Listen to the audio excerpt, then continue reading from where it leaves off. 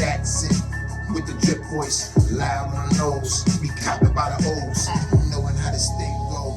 When your name jumping, pussy, your head say something. And watch me stain something. Back block sliding with my hitters in a striker for the route. I was set this whole city on fire. Let's go. Yeah. Top of the clock, too many left to go right. I beg a dip. I'm here to show the world a big picture. You already know what the gang is, nigga. Wrong route, you heard? Let me set up. I ain't even got my headphones over here. I need to hear the feedback and all that, man. What's good, people? Happy Thanksgiving, man. Thanksgiving 2025. I'm hoping everybody up, enjoying themselves. There's a lot of people that didn't make it to see this day. There's a lot of people still in the can. Free my brother Pop. Free Smooth. Let me see whichever one of my real right homies. And I'm not talking blood. I'm talking about real right homies. Know what I mean? Brothers. That's in the can. And shit. I mean, free the homies too, but I'm talking about my brothers. Free Smooth, free Pop. Trying to think who else in the nasty that I'm real close to like that. I can't. That's good because that means that we starting to get that shit out of our life. We free Southside too. Almost forgot. Damn, bro.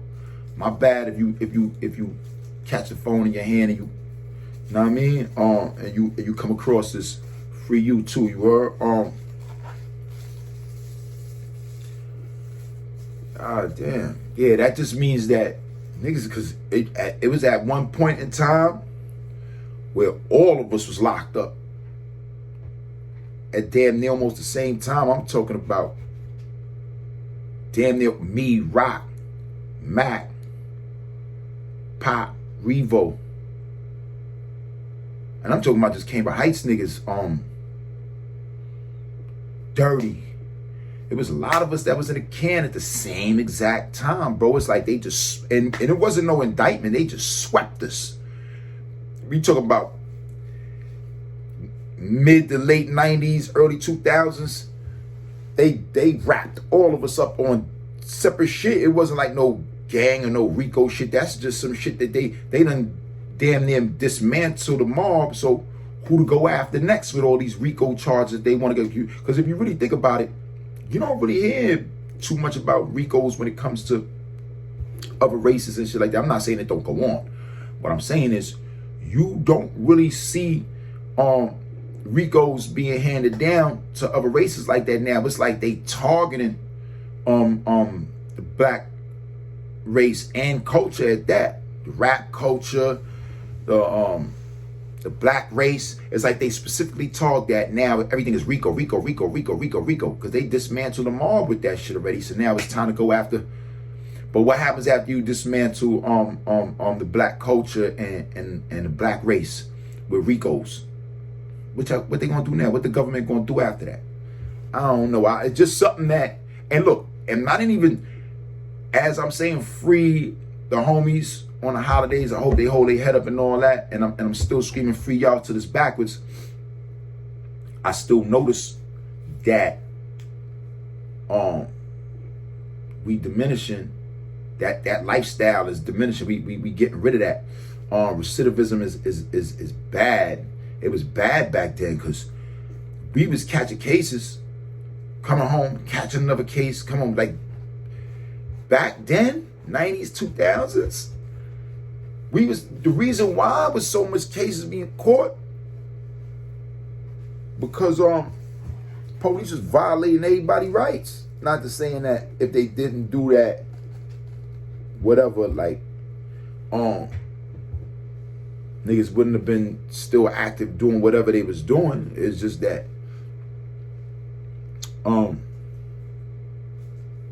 back then brothers was catching more cases because police was just running down. Nigga might have had a triple on him and not really doing nothing. It's just really for his own safety. He can't get it legally. So nigga will have the triple on him, not causing no problems, not doing nothing. It's just for my own safety. But then police come and they violate your rights, and now you got a gun charge.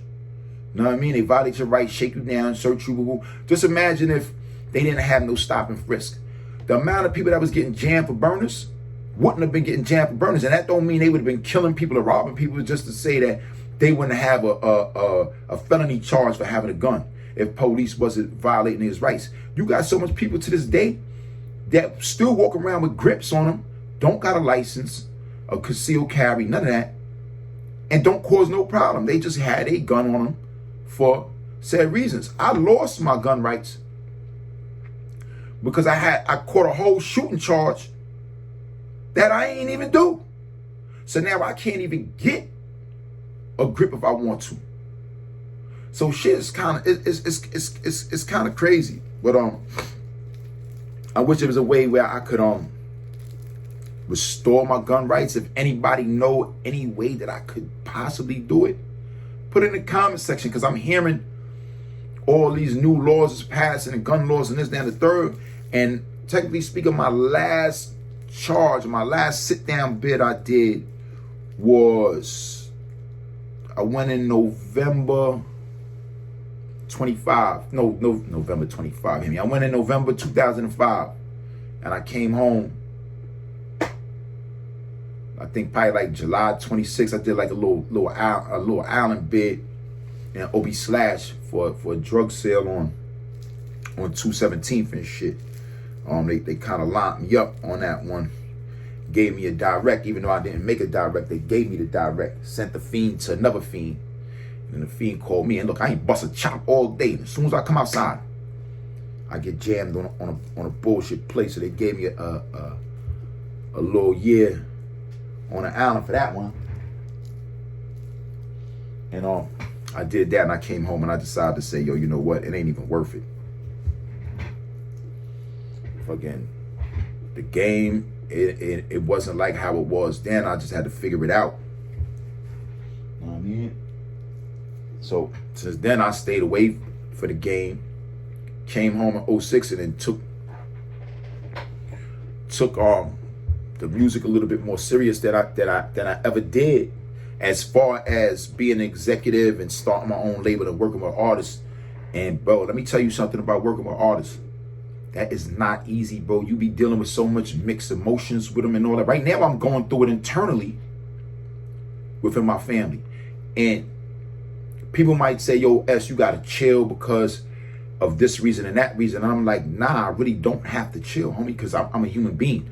Anybody feel any way about shit, you should always bring it to the person, never to social media. And people getting this, so they had a life so wrapped up around social media that they don't even know how to talk to an individual no more. They run straight to social media with shit, and I'll just be lost with it. Like, yo, bro, that is whack, bro.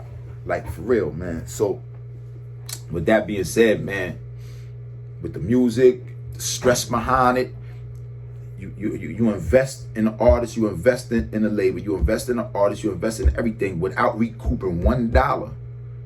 $1. And niggas will give you their ass to kiss like this. You heard? So with that being said, man, I ain't gonna never stop swinging for this. You heard? This is a brand that was built, brought to life in 2004. You heard?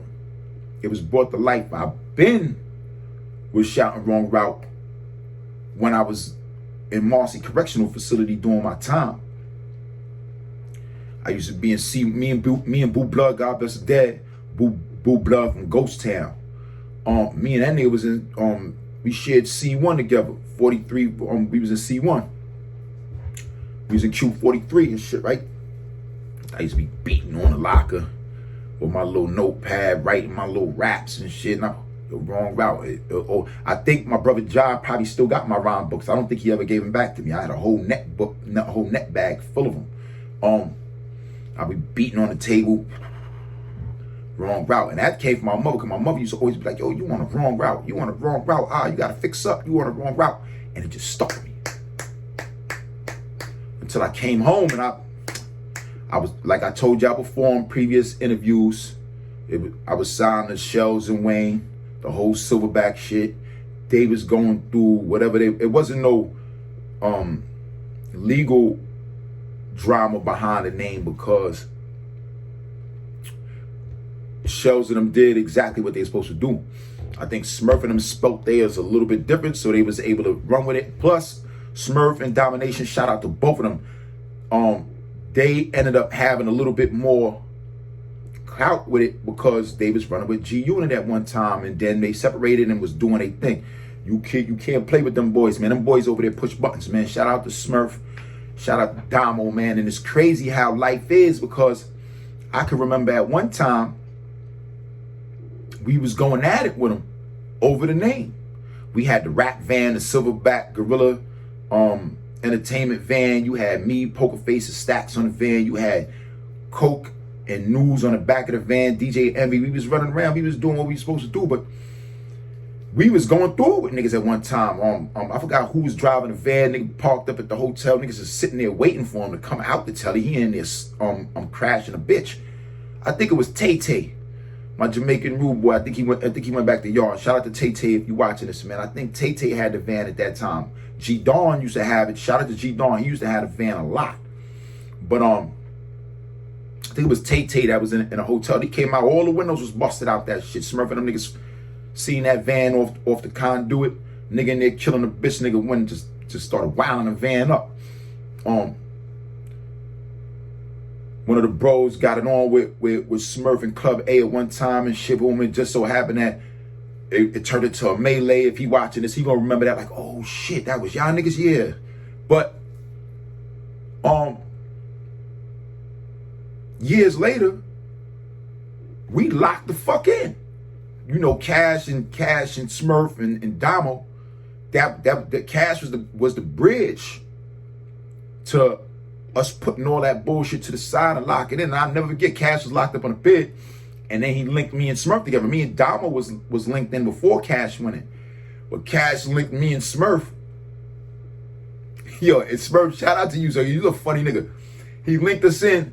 The niggas, me and Smurf, we talking to each other on an Instagram video shit.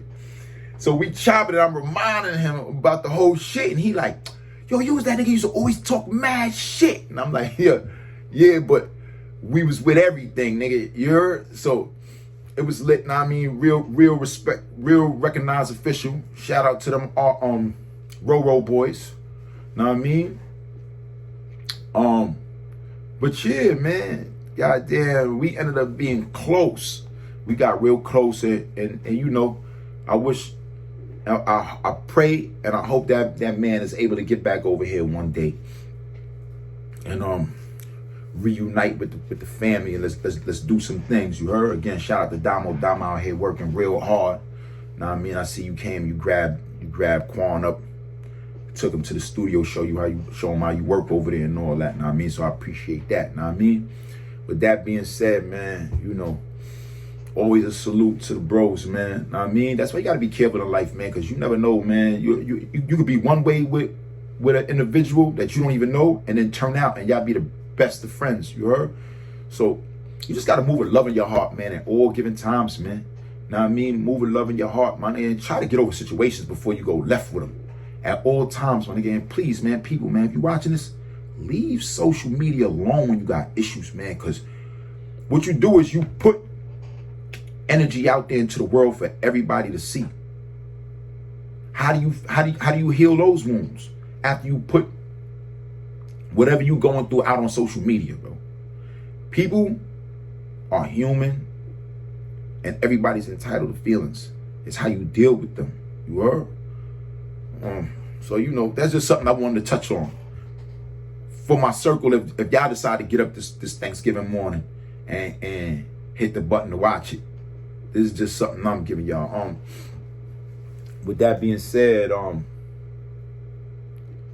shout out, man, to Jim, man. I seen Jim out there giving out turkeys and shit. But you need to lighten up, bro. You always seem mad about something, bro. You gotta like learn to smile a little bit. Even when you smile on your podcast and you talk, you can tell your smile is not.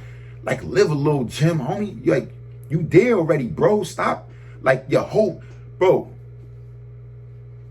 I'm gonna put this video up here and let this video play. Look at his face, bro. This nigga just be mad, bro. Bro, you alive. You got so much people in this world that didn't wake up, homie. You heard? They didn't get a chance to wake up. One of my brothers died a couple days before Thanksgiving 4 years ago. You heard? Miss him daily. You understand what I'm saying? So at the end of the day, fly high stacks. And at the end of the day, homie, smile a little, homie. I get it. It's frustrating. The game is frustrating. You under a lot of pressure, this, that, and the third. But homie, I don't know you personally. We got a lot of we locked in by a lot of individuals that, you understand what I'm saying? Shout out to my brother Leak. You heard? Shout out to the Bully. You heard? We tapped in by some official real rights. Shout out to the bro Soup too. You heard? We locked in through a lot of real rights that we have in common, but we don't know each other personally. But I just want to share that message with you, homie. Smile a little, homie.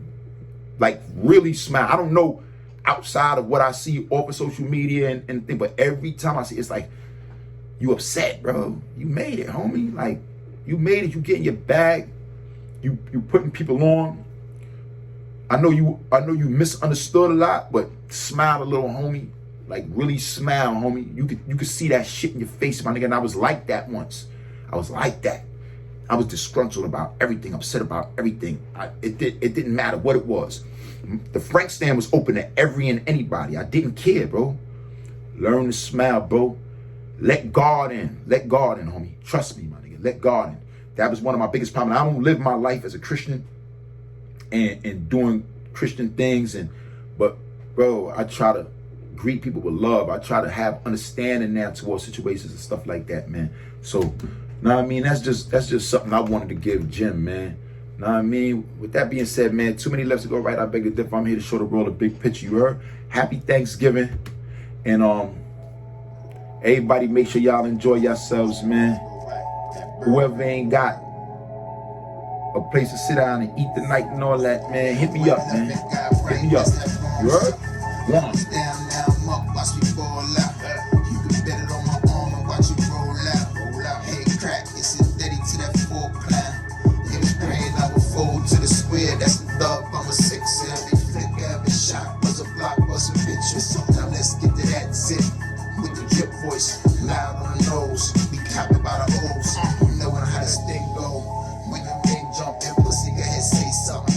And watch me stay sound back, block sliding with my hitters in the striker for the route. I was set this whole city on fire. Let's go.